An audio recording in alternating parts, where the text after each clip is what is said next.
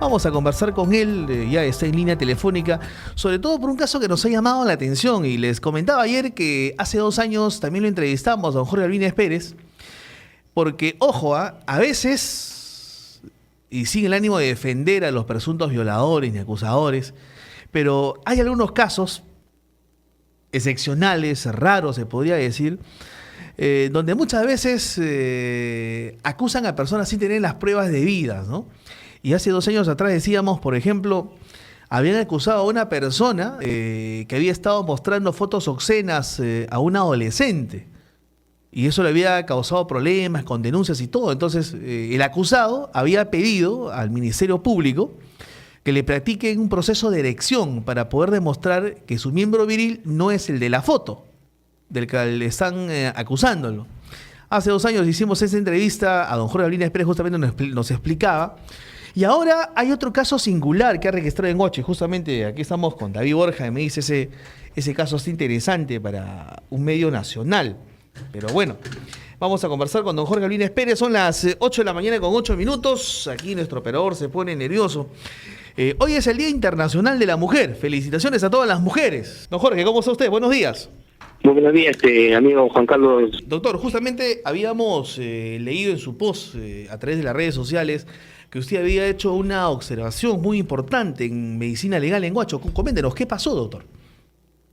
El caso en concreto es el siguiente. Un varón de 55 años de edad fue imputado hace más o menos 2 a 3 años de haber abusado sexualmente de su hijastro, menor de edad.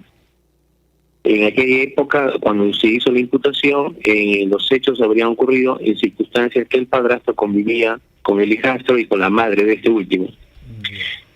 El padrastro, en su defensa, argumentó o alegó que él sufría de diabetes mellitus desde hace varios años y que como consecuencia de ello era incapaz de sostener una erección. En consecuencia, si no se podía erectar, era imposible haber producido la penetración vía anal, obviamente, a su hijastro. Para ello, solicitó a la División Médico Legal 2 de Huaura que se le practicara un examen de potencia sexual, que es la denominación que el Instituto de Medicina Legal da a este tipo de examen. El examen tiene por objeto establecer si efectivamente una persona es capaz de erectarse o no. Lo curioso es que cuando este señor concurrió a la División Médico Legal, una médico legista mujer la evaluó, y en lugar de usar los procedimientos técnicos científicos que recomiendan las guías y el conocimiento médico legal, optó por algo tan fácil, ¿no?, que es masturbarlo al imputado. Y producto de esa masturbación, al parecer, él consiguió que el imputado se erectara y concluyó el examen argumentando que efectivamente el señor no sufría de disfunción eréctil. Y gracias a este examen que ella practicó, pues fue un elemento importante desde la perspectiva fiscal o del requerimiento fiscal para que se diga prisión preventiva. Y el señor terminó en el penal de Carquín con una prisión preventiva de 9 meses, ¿no? Entonces, en eso contrataron mis servicios profesionales de perito de parte de manera privada, obviamente. Y yo analicé el hecho y establecí que en principio efectivamente el señor sí sufrió de diabetes mellitus, pero el cuestionamiento no iba si sufría erección o no erección. El cuestionamiento mío fue muy concreto, que el procedimiento practicado al imputado no es un procedimiento técnico y científico validado tanto a nivel nacional como internacional, ¿no? O sea, masturbar a un paciente no es un procedimiento médico para establecer un diagnóstico. ¿Y por ahí cuál debió de haber sido el proceso legal, doctor? El procedimiento médico legal es el procedimiento que emplean generalmente los médicos sexólogos o los médicos urólogos, que es un examen clínico, se examina los centros medular inferior y centro medular superior de erección a través de búsqueda de signos neurológicos. Es un poquito complicado explicarlo por radio o por teléfono.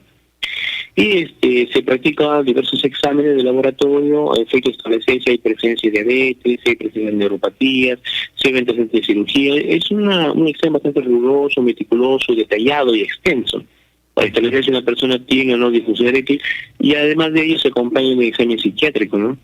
Lo que yo cuestioné en el caso concreto y el cuestionamiento específico fue, y es que la masturbación no es un método ni un procedimiento médico ni médico legal para establecer un diagnóstico de disfunción eréctil. Ese fue el cuestionamiento central que hice, ¿no? Obviamente la idea era cuestionar e invalidar ese certificado médico legal desde el punto de vista de la argumentación y la contradicción, ¿no? Ujú. Bueno, doctor, y al final, ¿cuál es el estado de su defendido, de su patrocinado? No, yo no he bien patrocinado porque el patrocinado es del abogado, yo no soy abogado, Perdón. yo soy médico legista, soy perito de parte, en este caso concreto. Perdón. Yo soy médico legista de especialidad, yo lo escuché en la presentación que usted dijo que yo iba a ostentar el cargo de médico legista. Ser médico legista es una especialidad en el país. Lo que ocurre está que a los médicos que elaboran para el Instituto de Medicina Legal, la gente comúnmente lo llama médico legistas, pero eso está mal. El médico legista es el que ha hecho la especialidad. Ajá. Los médicos que elaboran para el Instituto de Medicina Legal simplemente son médicos, porque ni en su manual de organización de funciones, ni en el reglamento de organización de funciones se establece el cargo de médico legista. No existe ninguna norma administrativa ni legal en el Ministerio Público para establecer que los médicos que elaboran para el Instituto de Medicina Legal son médicos legistas. Su mismo manual de organización de funciones lo establece como médicos, y en su contrato o resolución de nombramiento para los que son nombrados, los nombran como médicos, no como médico legista, sino que el común de la gente lo suele llamar médico legista por la labor que desempeñan. Pero para ser médico hay que ser especialista, en medicina legal, y yo soy especialista en medicina legal, así que no es que he ocupado el cargo de médico legista, soy médico legista hasta el día que me muera porque ostento la especialidad. Ujú. Volviendo al punto, Sí. el abogado, porque a mí no me contrató el imputado, me contrató el estudio jurídico, que fue inicialmente el estudio del doctor Giancarlo Calche Mendoza en Huacho. Ujú. Tengo entendido que el imputado finalmente fue absuelto por unanimidad por el juzgado penal colegiado de Huaura, ¿no? El señor está libre ya. El mismo día que fue absuelto se ordenó su excarcelación y ahora está libre, ¿no? Muy bien, es En otras interesante. palabras, la fiscalía no fue capaz de probar la comisión del hecho delictivo. El problema es bien simple. Muchas veces, y hablo en general, no es que las personas sean inocentes o culpables, el problema es que la Fiscalía no reúne los suficientes elementos probatorios para acreditar la culpabilidad de una persona. Por eso existen varios elementos procesales o principios constitucionales como la presunción de inocencia.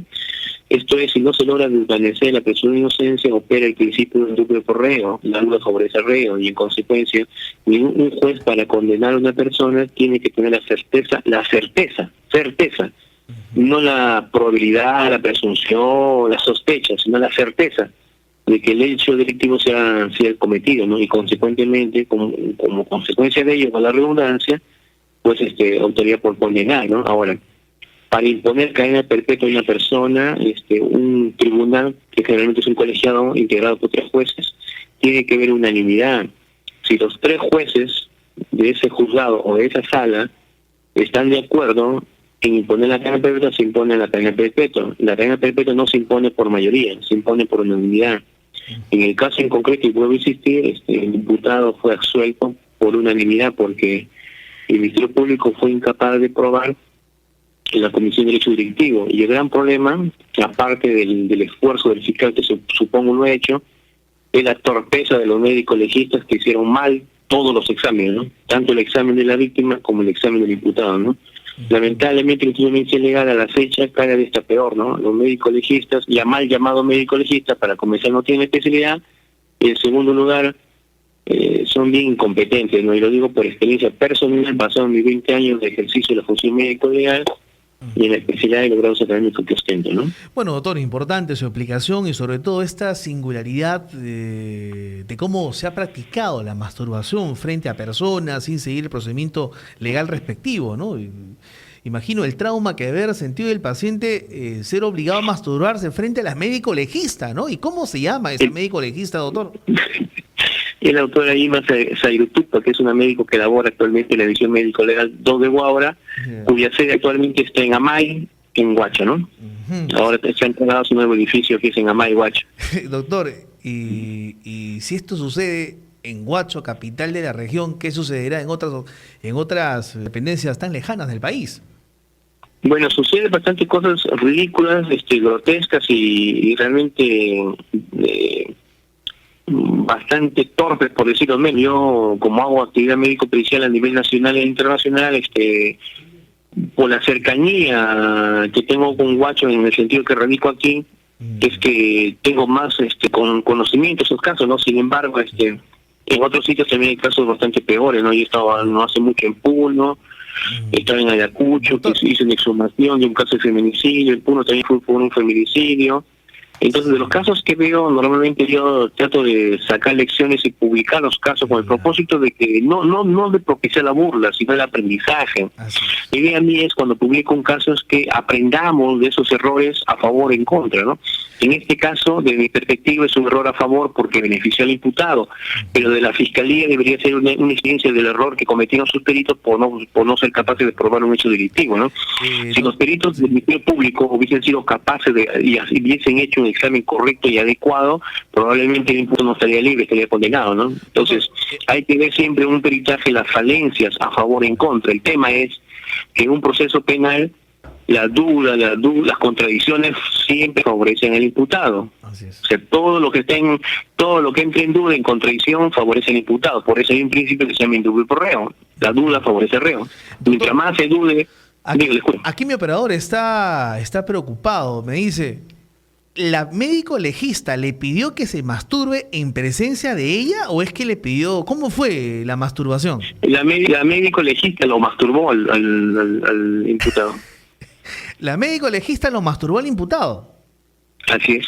Así ha declarado el imputado. Yo tengo la declaración con firma y huella digital legalizada por un notario público del imputado. Como usted comprende, yo tampoco voy a hacer un peritaje por el simple dicho de una persona. Yo tengo que tener la certeza. Si el señor me mintió o no, es por ello. Lo cierto es que en el certificado médico, la médico sí lo dice.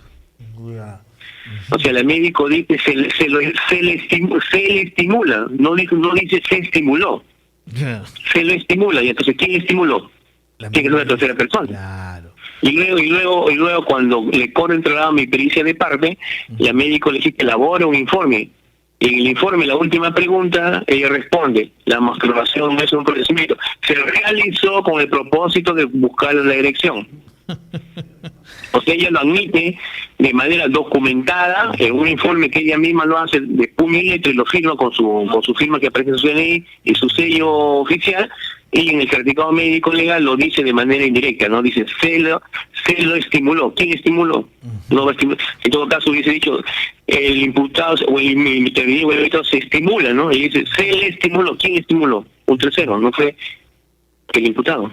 Perfecto. Y el imputado afirma que ella fue.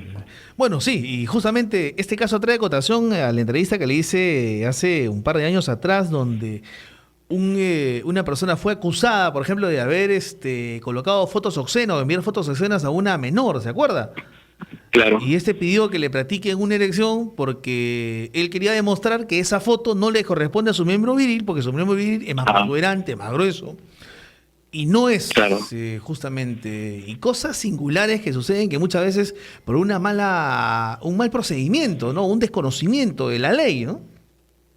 Claro, es que el problema es que cuando se hace un examen, es que muchas veces el ciudadano común y corriente no debe entender y siempre comenta, hay injusticia, impunidad, han pagado, o los abogados son así, echa de leche, la trampa, no es así, es el respeto a los derechos fundamentales de la persona. O sea, si a usted se le practica un examen, se debe respetar su dignidad.